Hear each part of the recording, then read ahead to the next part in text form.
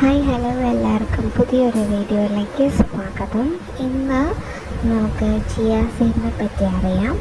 വണ്ണം കുറയ്ക്കാനും ചർമ്മ സംരക്ഷണത്തിനും ഫേസ് പാക്കായും എല്ലാം ആളുകൾ ചിയാ സീഡ്സ് പല രീതിയിലാണ് ഉപയോഗിക്കുന്നത്.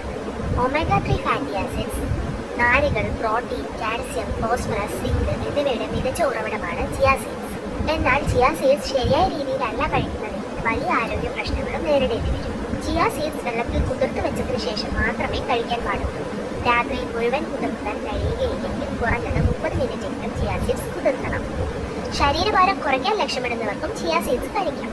ധാരാളം വെള്ളം വലിച്ചെടുക്കുന്നത് വഴി ചിയാ സീഡ്സ് വയറ്റിൽ ഒരു ജെല്ല് പോലെയുള്ള ഘടനയുണ്ടാക്കും.